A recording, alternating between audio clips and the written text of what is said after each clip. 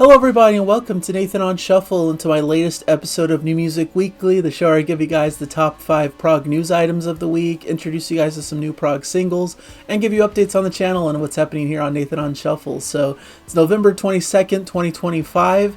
This is covering news over the last 2 weeks, basically. I did a show, I believe, the 7th of November, so it's been a little bit of time between.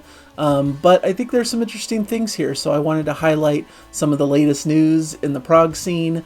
If you haven't subscribed yet to the channel, I would urge you to catch on with the latest that's happening in the progressive rock world, and introducing you guys to some great new releases I hope you guys are enjoying. So let's dive into it. First of all, a list of new releases that have come out in the past couple weeks. Steve Morse Band released Triangulation on the 14th of November, last weekend. Fantastic, instrumental record full of great playing and great rock styling. So that's definitely one to check out. It has some guest musicians. I believe John Petrucci plays on a track, which I'll talk about a little bit later. So really worth checking out if you're a fan of Steve Morse and his musical exploits. The Reticent released an album called Please last weekend as well. This is more of a prog metal, kind of on the heavier side of things, some like growling vocals and such into it, but a really brilliant concept record that's about mental health issues and depression and anxiety, and does so in a fantastic way in combination with the music. Just a really interesting record that I think is important for a lot of people to hear because of how important the subject matter is. So I wanted to bring some attention to that. I'll probably be talking about it in slightly more depth in my November album roundup coming in a few weeks. This weekend, we've got the new Spock Spirit album, The Archaeoptimist, which I'm a massive Spock Spirit fan, as you know, and I just think this album's pretty much perfect, modern Spock Spirit, so I can't give it higher of a recommendation. I think it's a must listen for modern prog fans, and I'll be talking about it in a full-length review this week, certainly. Magic Fig is a little lesser known indie band that released a record this weekend. Also, Valerian T is the name of that record if you're interested, more of a psych kind of jazzy style to them. And next weekend we've got the new Moron Police record, Pachinko, which I'm also planning to review this week. Very exciting stuff. Some fabulous toward the year-end releases, getting in those last albums before everyone crafts their year-end lists. And to me, these are kind of the last big releases of the year that I'm aware of. So we'll see if anything slips in the cracks that I didn't know about. But that's really what I'm expecting to play out for the rest of the year in new releases. Now into the Prog News Hot 5. First, John Anderson and the Band Geeks announced their first dates of their 2026 tour. They did a successful summer tour this year and had a great debut record called True and a live album, Perpetual Change. So the band's really firing on all cylinders, and it looks like they've already booked some dates for next year, starting in April, in the eastern side of the United States here, playing tracks, classic Yes tracks, Yes epics, classics, and more. They'll also be playing some tracks from their album True, which came out, I believe, last year. And it looks like they're working on a second studio album due to be out next year as well. So that's super exciting for fans of True, which I think was one of the best Yes-related releases of the past, 20 years or so. Just a fabulous record from John Anderson and the Band Geeks, bringing that true Yes spirit, keeping it alive, even though John Anderson is above 80 years old. So it's just amazing. He's still out there touring. I had my dad over for kind of a special evening with both of my parents, and we watched the Perpetual Change Blu-ray together. My dad was really blown away by it, practically in tears at moments throughout. And I hope that someday I could take him to see them actual live. None of these dates are anywhere close to where I live, but hopefully they'll add some dates that'll come closer to the West Coast of the United States. But love John Anderson, love what he's doing here, and just really impressed by his abilities into this advanced age.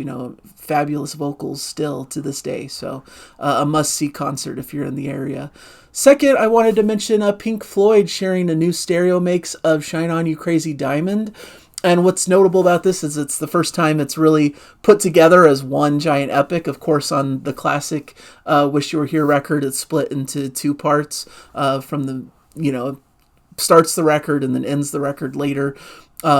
It's really 9 parts, but the first selection of parts starts the record and the final selection of parts closes the record. But there's a video on YouTube that showcases the 25-minute continuous piece in a new stereo mix, basically featuring their upcoming 50th anniversary edition of the album being released on December 12th via Sony Music. So one of the biggest, most important albums in rock music in general, but also, of course, in prog rock. So definitely excited for this anniversary edition of one of the big classic records. I'm sure it'll be excellent. A lot of great stuff to behold in this big deluxe box set with Blu-ray, concert films, all this, 3LP, 2 CD formats, 9 studio bonus tracks, the full original album, all the updated mixes and all of that stuff should be a joy to experience and listen to for this big deluxe version. So if you want a taste of it, I think that's a cool way to listen, is this Shine On You Crazy Diamond Epic. I put it into my prog singles list. Funny to call it a single when it's this 25-minute masterwork, but here we are. That's how we do it in the prog world. Next, Steven Wilson's Hand Cannot Erase is going to be adapted for the theater stage. It's celebrating its 10th anniversary this year. The album itself, telling the tragic story of Joyce Carol Vincent, a young, seemingly upwardly mobile young woman who was found dead in her North London apartment, having sat there with the television on for almost 3 years. So the album kind of uses that story as inspiration to create its own concept. And it seems like this new stage show adaptation has Wilson's full endorsement. It's from writer and director Oliver Britton, reimagining the story through live music, dance, striking visuals, and intimate theatricality, promising one of the most ambitious new works to emerge on the UK theater scene. So that should be really interesting. You don't see that very often, where a prog album gets adapted to stage in this kind of a fashion. So it seems like casting is currently underway, with newcomer Holly Tarkin making her stage debut. And the show will be enhanced with Jess Cope's well-known animations that supported the album in Wilson's own stage shows. Going to be produced by AFAFO Media, collective of artists dedicated to telling bold new stories anywhere, anytime, in any medium. So I'm keeping my eye on that. I think that's kind of interesting to see this in a new medium. So I thought that was worth putting in my news list today. Next news item, Einar Solberg announces a new single, Stella Mortua. This actually was like last week's news, but I wanted to make sure it got included here. Einar Solberg is the lead singer of Leprous, and a fantastic Norwegian prog metal band.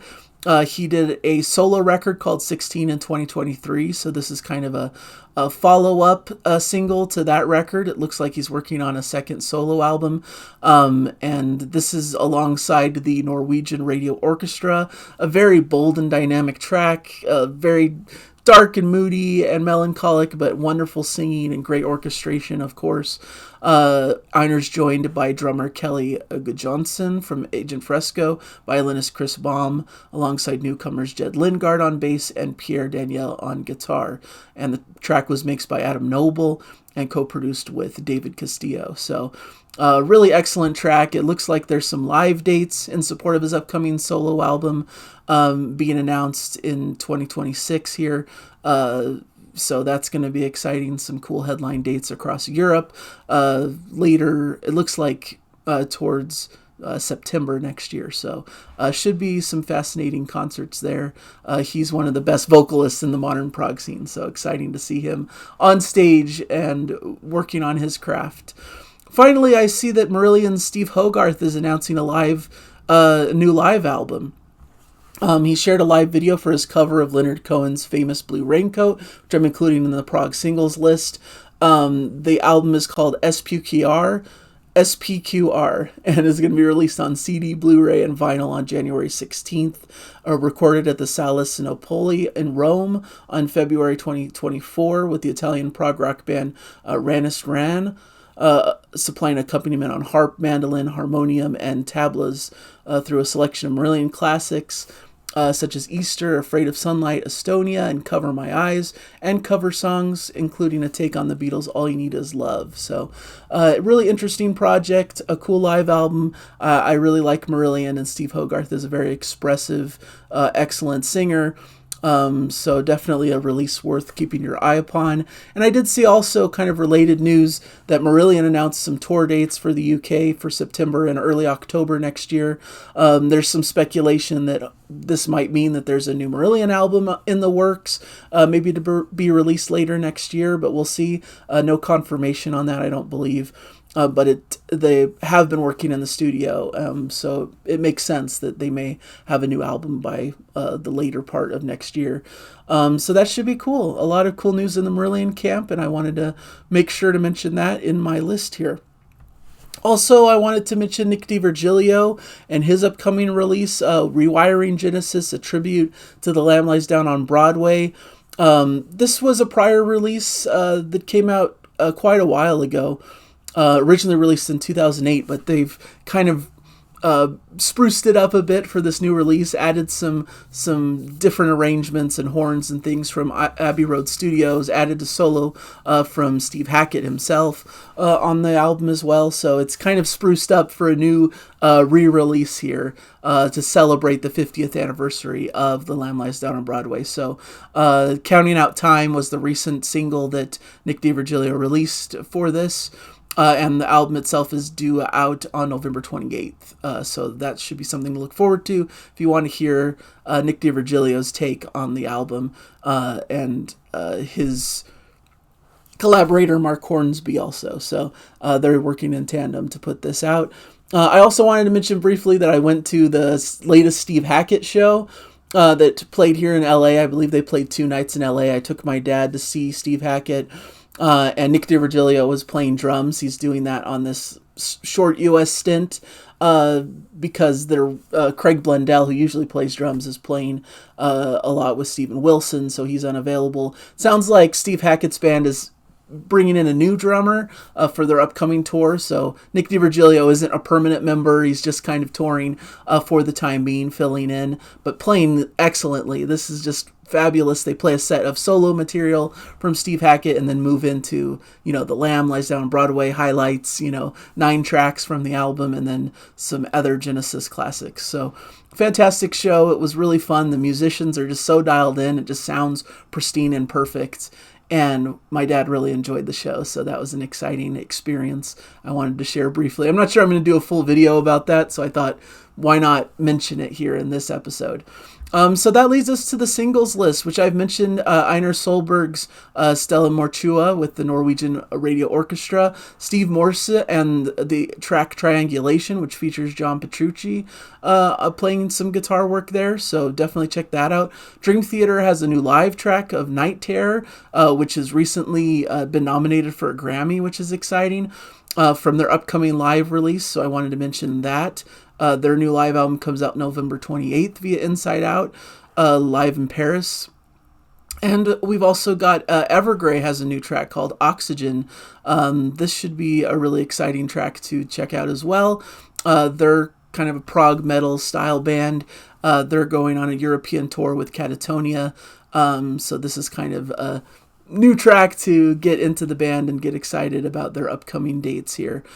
So that's what I have for you. I believe those are the songs put on my singles list for this week. Some really fun, exciting stuff. Hopefully you enjoy what's out there in the world of prog. Definitely some fun stuff. As for the channel itself, I did a review of Small Tape's record Tangram. Lesser known record, I would imagine, but I think it's well worth your time. It's one I've really been loving. A little bit of a jazz tinge to that record, a little bit in the world of like Steven Wilson, perhaps. So if you haven't checked out my review, I would recommend checking that out and seeing if it's in your wheelhouse of something you might like. Upcoming, like I mentioned already, I have 2 big reviews that I'm going to be doing this week for Moron Police and the album Pachenko. As well as Spockbeard's The Archaeoptimist, 2 supremely solid, excellent records in major contention for my favorite records of the year. So please pay attention when those reviews come out. That would be really great if I could get some eyes on those videos as they come up. So And then not too long after that, I'm going to be doing a November review roundup of all the albums that came out through November that I haven't yet talked about on the channel, to give you some quick recommendations. There probably won't be a lot. There'll probably be like maybe 5 or 6 records that I'll talk through. And that'll lead into the big year-end stuff for the channel. My honorable mentions and my big 16 album end of year tournament. So that should be a lot of fun and be a great way to close out the year for the channel and to start thinking about what to do next year with the channel. So it's been a lot of fun. I know videos have been slowing a little bit on the channel, especially I haven't done a video with Jana in quite some time, but we're planning to return at some point. It might be in the new year, unless we find some time to do something in the next month or two, but we're basically still excited and still planning to do stuff. It's just we have a lot on our plates right now and it just isn't working. So but don't worry, it'll come. So thank you guys for sticking with me even with some changes and things going on. I really appreciate you guys tuning in to the channel. So thank you guys, and I'll catch you guys in a future episode. Bye everyone, enjoy the music.